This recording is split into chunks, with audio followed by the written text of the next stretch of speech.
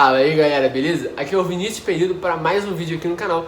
E no vídeo de hoje a gente está num formato diferente para fazer um resumo, uma resenha aí do livro que eu acabei de ler, que é esse daqui, ó, o The Tao of Capital, o livro do Max Pitnagel, que eu vou dar um resumo aqui para você, que basicamente nesse livro ele fala aí sobre como você investir em um mundo distorcido, você fazer o Wall Street Investing. Então se você não quiser perder esse conteúdo, já continua aqui com a gente que até o final do vídeo você vai estar dominando todos os conceitos desse livro.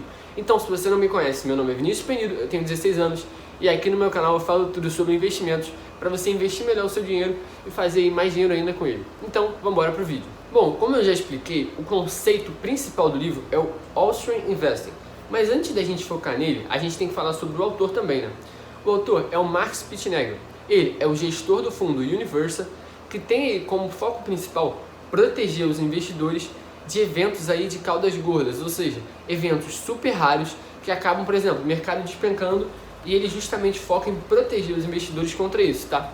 Então esse fundo teve aí uma rentabilidade enorme nessa crise, como vai estar aparecendo aqui, e ele é indiscutivelmente um bom tail fund manager, ou seja, um bom gestor de fundos de caudas gordas, de proteção. No livro ele fala sobre você investir de acordo com os princípios da Escola Austríaca de Economia. Seguindo esses princípios, você vai estar investindo fugindo das distorções de mercado. Aí você vai me perguntar, Vinícius, que distorções seriam essas? Bom, essas distorções seriam ocorridas como o Banco Central está intervindo nas taxas de juros de maneira artificial, porque assim eles fazem a economia estar funcionando de uma maneira que não era para ela estar funcionando. Isso causa distorção, tanto nos preços, tanto nos mercados e também na sociedade como um todo. Então, você está investindo no Wall Street Investing, você estaria fugindo aí dessa abordagem de ser influenciado pelas intervenções dos bancos centrais e também pelas distorções humanas do mercado. Porque às vezes a gente se encontra em momentos como, por exemplo, a bolha das .com perto dos anos 2000, também antes do Corona Crash a gente estava com o mercado em alta, ou seja, todos os mercados em alta, segundo a filosofia do Max Pitnagel, seriam aí mercados distorcidos nos tempos atuais. Então, eu vou explicar para vocês agora quais conceitos ele apresenta para a gente se livrar aí e estar livre e vacinado aí contra esse tipo de problema. Um dos primeiros conceitos que ele aborda no livro é sobre as coníferas. As coníferas são essas árvores aqui e ele fala muito bem isso aí sobre o roundabout delas. Aí você vai falar, Vinícius, o que é roundabout? Roundabout é uma das estratégias centrais do livro, que é justamente você focar no resultado de longo prazo em detrimento do curto, ou seja, você abrir mão mesmo do que você está recebendo agora em relação ao longo prazo. Para a gente não fugir muito, eu vou só fazer aqui uma analogia que o autor faz no livro também. Ele fala sobre Henry Ford, que foi um dos maiores empreendedores da história, e no começo, quando ele fundou lá a Ford, ele fez o quê? Ao invés dele querer o lucro daqueles carros, ele vendeu os carros a preços menores e reinvestiu todo o dinheiro que ele estava recebendo. Por quê? Porque isso fazia a empresa ir aumentando, porque ele confiava no potencial. Então isso é justamente o roundabout, você abrir mão do curto prazo em troca do longo. E por isso ele foi um dos caras mais geniais da história e conseguiu construir um império, e aí ele é conhecido até os dias de hoje por isso. Bom, agora que você entendeu o roundabout, que é basicamente você abrir mão do curto prazo mesmo, você se dá mal, você se ferrar no curto prazo em troca do longo, a gente volta para o conceito das coníferas, que seria justamente essas plantas que conseguem se beneficiar do caos. Porque, segundo o autor, elas conseguem crescer em lugares muito complexos e que outra planta não conseguiria crescer, como no meio de rochas e tudo mais. Então, ele dá a conífera aí como um dos conceitos principais para a gente conseguir ter resiliência e também antifragilidade na hora de investir, porque a gente conseguiria se beneficiar, entrar e florescer, entre aspas, em mercados rochosos, em mercados difíceis. Então a gente teria uma resiliência muito maior do que os demais no mercado fazendo Wall Street Investing. Seguindo a metodologia da escola austríaca, ele cita vários economistas, tá?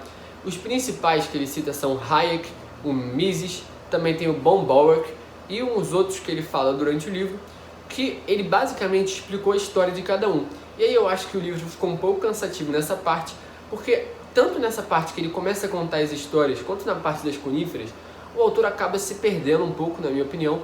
Na parte das coníferas ele começa a explicar conceitos mais complexos da biologia, que eu não acho tão necessários assim, ainda mais para um Wall Street Investor, porque o cara quer investir e não saber sobre biologia. Então acho que ele fugiu um pouco do assunto, tá? Mas mesmo assim, ele conseguiu abordar muito bem aí a estratégia de cada um desses economistas, mas ele dá aí no final uma boa sacada aí sobre a estratégia do Mises, que é um dos maiores economistas aí da escola austríaca, e ele explica a história de cada um, que a gente não vai falar. Ele também faz relações das histórias com roundabouts e tudo mais, mas o Mises, ele explica aí que foi um dos economistas mais importantes do ponto de vista da escola austríaca, porque ele conseguiu levar a ideia da economia seguindo a ação humana e sem nenhum tipo de cálculo que deixe mais complexo, como uma abordagem econômica central. Então, ele trouxe isso para a realidade e justamente o autor traz vários métodos para a gente conseguir fazer isso para a nossa realidade. Mas também ele começa a falar de algumas coisas mais chatas. Ele fala sobre um jogo japonês que ele encontra como se fosse um roundabout. Ele fala sobre dois conceitos que ele aborda muito no livro, que é o Xi e o Li. O Xi seria você focar no longo prazo e abrir mão, é justamente o roundabout, você focar no longo prazo em detrimento do curto.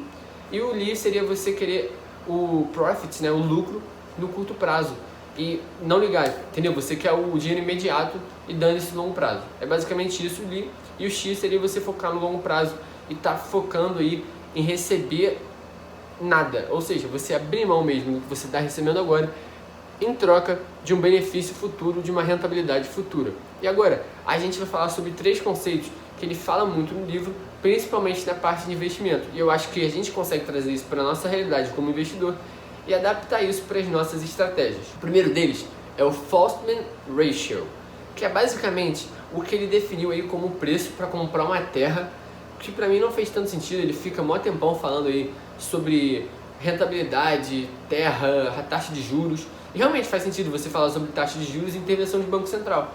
Mas nesse caso aí, seria você pegar o custo de capital da empresa e relacionar aí com a rentabilidade, tá? Então, no caso, você pega o ROIC das empresas e coloca sobre o custo de capital, o WACC, o WACC, que os dois já tem vídeo aqui no canal explicando como calcula. Você pegando esse índice, que é o Fostman Ratio, se o ROIC for maior do que o custo de capital, significa que a empresa tem uma rentabilidade excedente do custo de capital e ela está construindo valor. Ou seja, menor que 1 significa para você ficar de fora, porque essa empresa está destruindo valor. E se for maior que 1, ela está construindo valor. E vale a pena sim você estar exposto a isso. Junto do Fostman Ratio, ele também fala do MS Index, que seria um índice aí que você saberia a hora de se expor, justamente de acordo com as distorções do mercado que seriam levadas em conta o custo de capital em relação à rentabilidade das empresas. E no meio disso tudo, ele acaba fazendo uma analogia que eu achei muito interessante, eu até compartilhei nos stories do meu Instagram, que é com o Robinson Crusoe, que é uma lenda, como se fosse um marinheiro aí que teve um náufrago. E ele fala uma coisa... Beleza, estou aqui de novo lendo o livro da Law of Capital, que é um livro aí que fala de dinheiro, investimentos, e ele é muito filosófico. E aqui ele traz a metáfora aí com Robinson Crusoe, que é uma lenda aí de uma história, que é um marinheiro que naufragou, né? Então aqui ele faz uma história aqui que... o Robinson Crusoe, ele não ficava tentando o dia inteiro ficar pescando uma pancada, ou seja, ele não ficava o dia inteiro tentando pescar um monte de peixe com arpão, porque ele sabia que isso não ia ser sustentável nem saudável para ele. Então o que ele fazia? Ele ia lá, pescava o peixe necessário e ele voltava para focar em construir uma coisa que desse mais escalabilidade para ele, que ele pudesse pescar vários peixes, no caso seria uma rede. Ou seja, o que a gente pode trazer isso para os investimentos? Na hora que você está investindo, ao invés de você querer fazer aquele trade que vai te dar muito dinheiro, você tem que focar em trabalhar mais no seu trabalho, e é isso que vai te dar dinheiro para você investir mais, e não o contrário. Porque aí sim o seu dinheiro vai estar trabalhando para você, e você vai conseguir o objetivo de todo investidor, que seria os seus investimentos estarem só como complementando a sua renda, e não como sua renda principal. Eu não conheço ninguém de sucesso nos investimentos que ganha dinheiro tendo os investimentos como renda principal, e sim como uma renda secundária que você vai lá e aloca parte dos seus recebidos aí em outros ativos, principalmente o seu trabalho, porque o que enriquece não é a bolsa em si, e sim o trabalho das pessoas. Teve um náufrago e ele fala uma coisa que ficou muito na minha cabeça, eu acho que a gente consegue adaptar isso tanto para a nossa vida, tanto para os nossos investimentos, tá? Que é basicamente você entender que às vezes você pode se dar mal em troca de um benefício futuro, que é justamente o roundabout que a gente já falou várias vezes. No caso do Robinson Crusoe, ele precisava de peixes para se alimentar, certo? O que ele fez? Ao invés dele ficar pescando peixe a peixe com arpão, ele abriu mão de tanta comida no curto prazo em troca de uma rede no longo prazo junto de um barco. Então, ele ficou um bom tempo sem comer, passando um pouquinho de fome, comendo só o mínimo de peixe possível para focar em construir o barco e a rede dele. Com isso, ele conseguiu construir o barco e a rede e depois ele teve os benefícios, ou seja, ele abriu mão no curto prazo e teve abundância depois. E o autor também faz uma referência para a gente conseguir encontrar empresas desse nível, que elas estejam abrindo mão do lucro no curto prazo para investir na própria empresa e depois a gente receber isso, aproveitando essa oportunidade, tá? Então, voltando ao conceito das 3 estratégias, a outra ele fala como Cyphered. Eu não sei como fala, eu acho que eu estou falando certo, que é uma maneira aí de você avaliar as empresas, que seria escolhendo empresas com o ROIC, Return on Invested Capital, maior do que 50%, porque aí você teria uma rentabilidade muito boa e conseguiria aí ter resultados melhores. Inclusive ele mostra isso no livro, tá? Eu particularmente não achei os dados do livro tão embasados assim, mas ele mostra aí dados passados que funcionou. Então eu acho que é uma estratégia que a gente pode levar em consideração na nossa carteira, mas não 100%. Isso aí é o Austrian Investing 2, tá? É você investir em empresas com ROIC maior que 50%. E o Austrian Investing 1 seria você estar se preparando para o mercado com os pozinhos, que seriam as puts, opções de venda, muito fora do dinheiro, out of the money, com um delta de 0,5. Com isso, você estaria se expondo aí aos eventos de caudas gordas e ganharia muito dinheiro quando o mercado despencasse. Ou seja, você teria lá o seu seguro de carteira e ganharia muito dinheiro quando o mercado caísse. Na minha opinião, a desvantagem de fazer esse tipo de estratégia é porque você vai torrar uma grana ali todos os meses no seguro para depois ganhar. Mas por outro lado, se você seguir uma estratégia à risca e definir, eu acho que pode funcionar sim, tudo depende de você ter estratégia e seguir, tá? Eu não acho que existe uma verdade absoluta, é só você ter estratégia, seguir sua estratégia e confiar nela, tá? Continuando essa parte das puts fora do dinheiro, ele defende muito essa ideia justamente para você se proteger aí dos eventos de caudas gordas. Então você estaria, por exemplo, comprado em BOVA com puts de BOVA. Então se BOVA sobe, você perde dinheiro nas puts e ganha dinheiro no BOVA. Mas se BOVA desce, você inverte isso daqui e ganha muito dinheiro nas puts, tá? E essas puts acabam explodindo justamente pelo delta delas ser baixo. Para finalizar, a gente tem que entender uma diferença muito importante entre Value Investing e Austrian Investing, tá? O Value Investing, ele é geralmente aí atribuído ao Benjamin Graham, que é o autor desse livro aqui, para vocês terem invertido, que é um investidor inteligente. Ele basicamente diz para você investir em empresas focando em investir em valor, ou seja, você olhar a empresa que está por trás ali daquela ação. A grande diferença entre o Value Investing e o Austrian Investing é porque o Value Investing você está investindo em valor, em empresas a preços bons.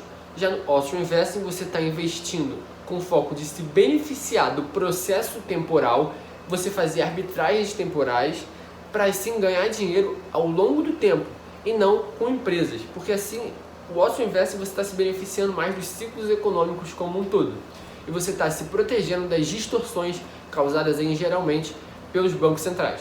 Aí ele faz uma referência ao Benjamin Graham, ele faz aí alguns comentários sobre as duas estratégias, mas o que eu acho mais importante é a gente entender a importância do tempo em cada uma dessas estratégias, tá?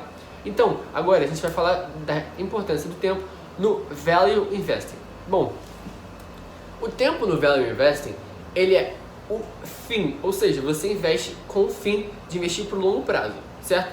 Então você investe por longo prazo, buscando as melhores rentabilidades no seu dinheiro, para assim acumular bom patrimônio ao investir em boas empresas, investindo em valor.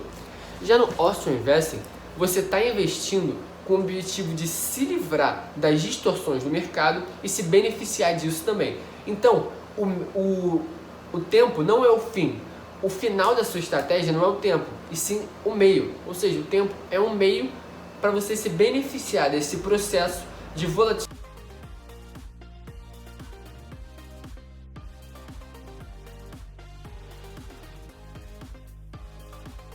dos mercados e tudo mais. Então, quando você entende que o tempo é um meio e não um fim, você vira um Austrian Investor. E se você acha que o tempo é um fim, você é Value Investor. Na minha humilde opinião, eu acho que a gente consegue aí misturar as duas estratégias, porque não quer dizer que uma é diferente do outro e tudo mais.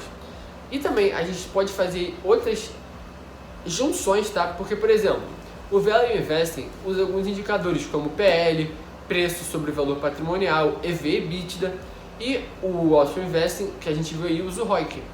E eu fiquei pensando, qual estratégia reúne essas duas métricas? A Magic Fórmula, do Joel Greenblatt, que usa justamente os dois critérios, EV, EBITDA e ROIC. Ou seja, você está usando o Value Investing e o Austrian Investing na mesma estratégia para filtrar as melhores empresas. Na minha opinião, o Austrian Investing acaba se tornando um pouco mais abstrato do que o Value Investing, porque você teria aí que estar avaliando os ciclos econômicos e tudo mais. Como já tinha explicado aqui no vídeo, o autor cita aí alguns gráficos no livro, mas eu não achei tão convincente assim de você fazer tanto seguro de carteira, tanto quanto o MSCI Index, que é uma estratégia aí que ele segue para ver a relação entre o custo de capital e a rentabilidade. Bom, galera, esse aqui foi o resumo do livro. É claro que se você ler, você vai encontrar muito mais conceitos. Isso aqui eu só tentei dar uma comprimida no conteúdo para vocês entenderem de uma maneira mais simples, porque o livro é em inglês e também não é tão fácil assim de você comprar aqui no Brasil, tem que esperar chegar e tudo mais. Então eu decidi trazer esse resumo aqui para vocês. Se vocês quiserem mais conteúdo, é só deixar aqui nos comentários que eu posso trazer mais vídeos falando sobre livros. Esse foi o 30º que eu li esse ano e eu não costumo falar tanto assim de livros aqui no canal. Então se vocês quiserem, é só vocês pedirem que eu posso sim trazer um conteúdo exclusivo sobre livros aqui, tá? Não deixe de me seguir no Instagram, se inscrever aqui no canal. Tamo junto, galera. É só o começo e até o próximo vídeo.